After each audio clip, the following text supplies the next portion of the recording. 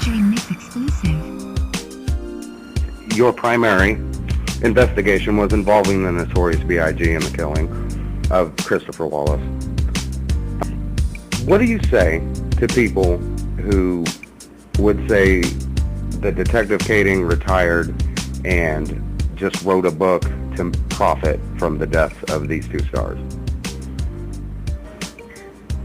Well, obviously I did. I retired and wrote a book, so there's truth to that. So I guess it comes down to what was the motive.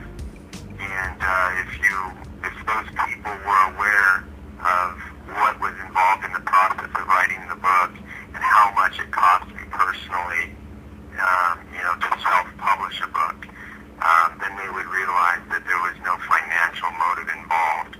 I just barely broke even, actually.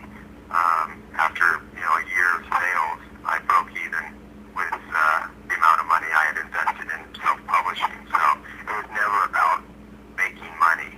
I give more books away than I sell, actually. So, they would just be uninformed. I heard that the proceeds from the book, the profits that you do make, are donated to the Wounded Warrior Foundation. And I just wanted to know if that was true, and if it was, your feelings on that.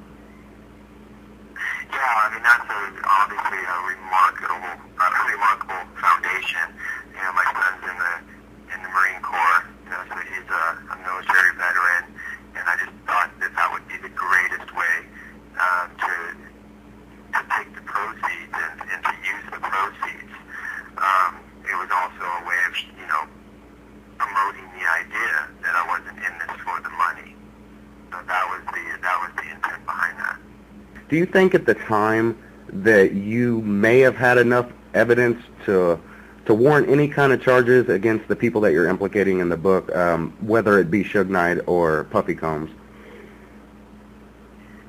Well, we were right there. We were right on the cusp of having enough evidence to at least get a grand jury convened and presenting the evidence to a grand jury and having them pursue an indictment. We were really confident we were at that point. But as far as filing formal charges, we were still aware that we had some problems to overcome.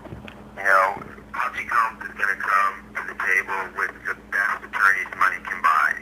Our witnesses are people like QVD, who were, their character is going to be attacked on the stand.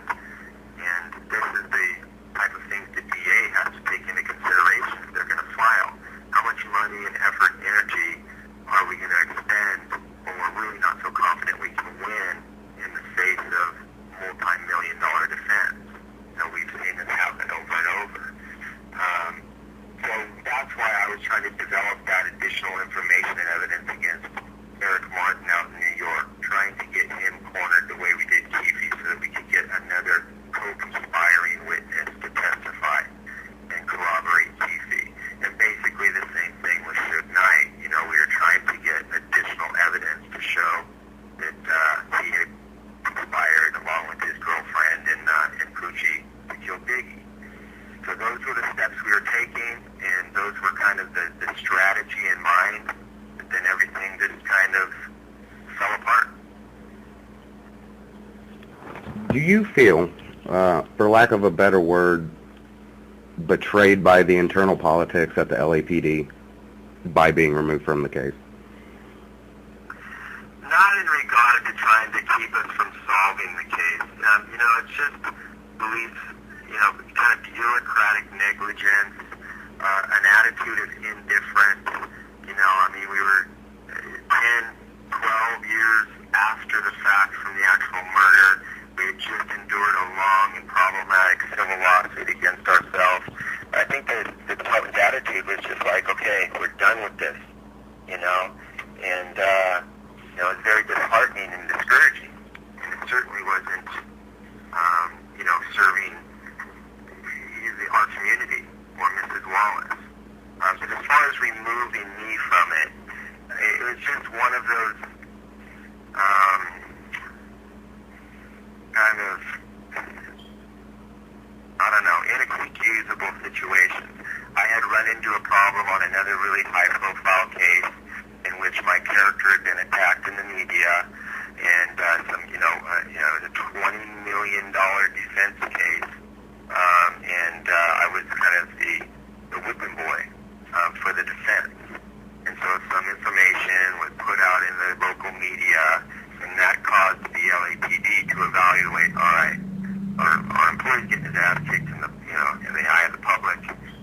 He's also in charge of this other really high-profile case, the biggest small Tupac case. Let's get him out of the way so that one thing doesn't taint the other. So that was their rationale, and that's what I had to kind of just suck up and deal with. But in the end, all those allegations against me in the other case turned out to be nothing but theatrics and defensive grandstanding. And the Biggie case suffered as a result of it, because once I was taken off the case as the lead investigator, the person who filled in behind me didn't know what to do with the case, wasn't able to make any forward progress. Shortly thereafter, the civil case is retracted by the Wallace estate, and the LAPD says, okay, we're done, shelve it. Is that why Valletta Wallace sued, because of your supposed actions in the Torres case, or was she just unhappy with the LAPD? No, that actually was prompted by the book Labyrinth. After a colleague of mine, Russell Poole, he quit the job in order to go and promote his theory, and a writer named Randall Sullivan wrote a book based on Russell Poole's theory called Labyrinth. And it was compelling. If you just read the book, you're convinced that, wow, the LAPD was involved in this murder.